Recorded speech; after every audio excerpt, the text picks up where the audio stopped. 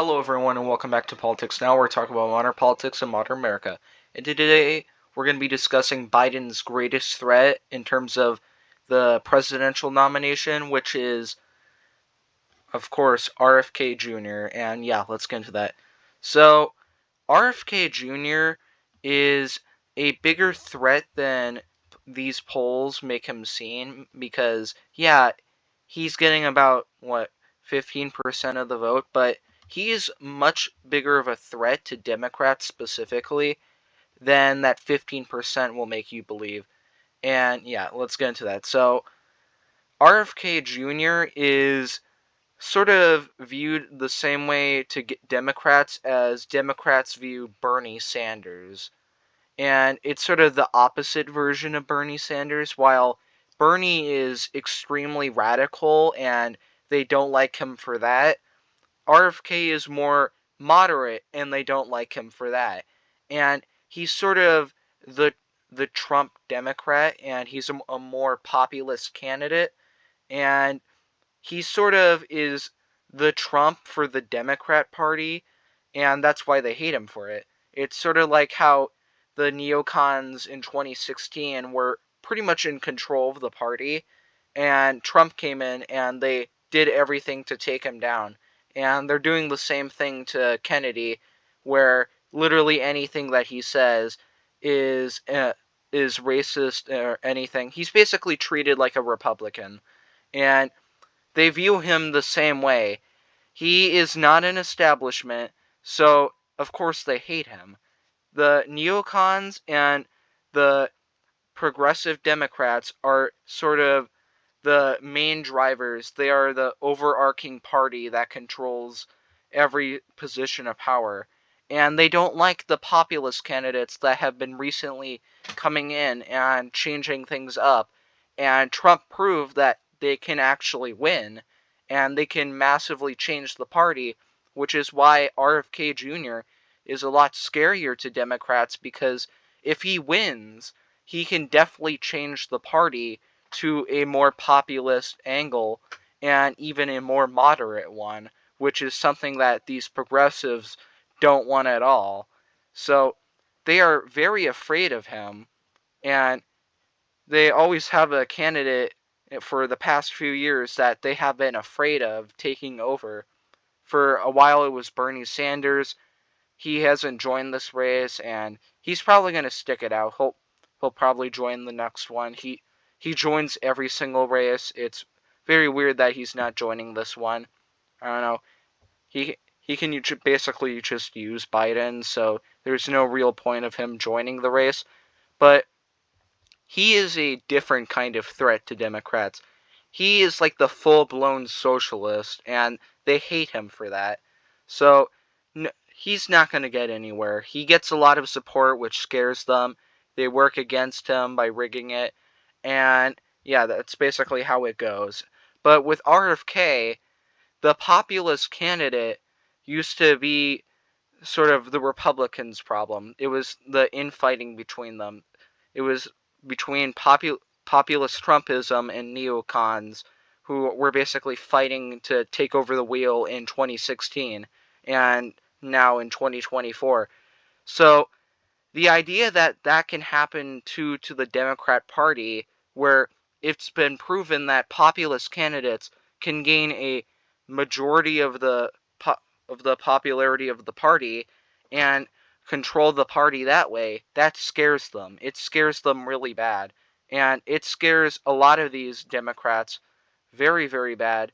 And honestly, this is one of the biggest Democrat families, and it's weird that sort of they sort of alienate their biggest family in terms of Democrats. It's basically the Bush family of the Democrat Party, and it's very weird that they would alienate them. And then you look at the fact that populist candidates entering the sort of 2000s type party with the establishment in firm control, they are not welcome.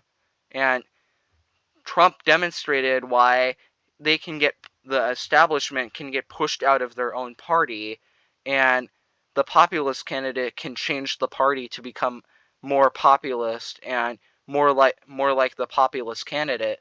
So they've seen that, and RFK Jr. is that candidate will who will walk in and change the party, and he is that populist candidate. So they are desperately trying to stop him, sort of like how the neocons in 2016 were trying to stop Trump, and it didn't work in 2016. So far, it's kind of working, but he still has quite a bit of the vote, and he's pulling around DeSantis numbers, which for a outsider against a incumbent president who is pretty much just the front runner for the Democrat Party and no one is really challenging him, it's pretty impressive. And you have this candidate, and Democrats are thinking, after Biden, what are we going to do? What are we going to do? Because he has a very good chance that he could win the nomination.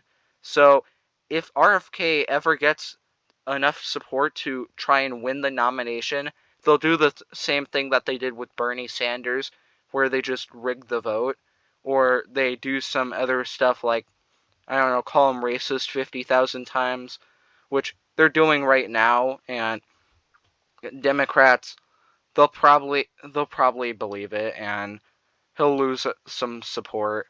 But honestly, RFK is the biggest threat to Democrats. It's not Republicans, it's not Trump, it's RFK. RFK is the biggest threat to Democrats and Joe Biden because Joe Biden is in the establishment. He is the establishment candidate. He is the George Bush for Democrats. And they can control him really easy. So if you have a populist candidate come in and change everything up, you lose all of your power and you aren't getting into political office again. We saw it happen to neocons. It's going to happen to legacy Democrats.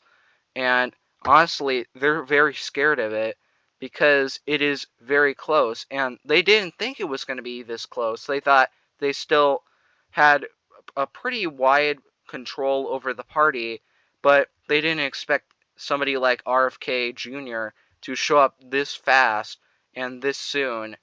But that's just how politics works, and if they don't step up their game and learn from the neocons from when they lost the control of the party, it's not going to end up that well, and it is very likely that RFK Jr. type politics will take over the Democrat Party, which honestly I would support because it would lead to a lot more moderate beliefs and a lot less radicalization.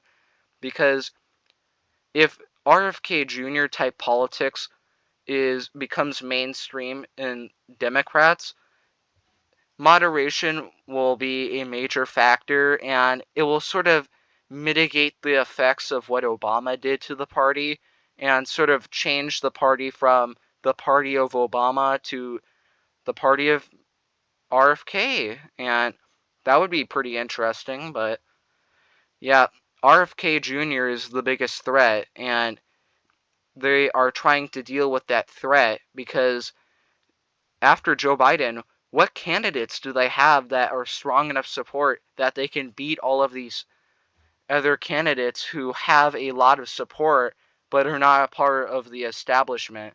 And these are people like RFK Jr., Bernie Sanders, a lot of these other people who are either the hardcore socialist, extremely radical, or they are the more moderate Democrats, like they're kind of like the 2000 type Democrats, or they're the pre-2000, they're the Cold War Democrats. And the Kennedys are definitely like that. They are the more moderate Democrats. I mean, hell, JFK even called for tax cuts and a lot of small government small government laws, and he he would be seen as a full conservative by today's standards. But RFK, if he wins, he will change the party and he will be the Trump for Democrats. So if you think that he could possibly win in a future election, leave your comments down below, and I'll see you guys next time. Bye.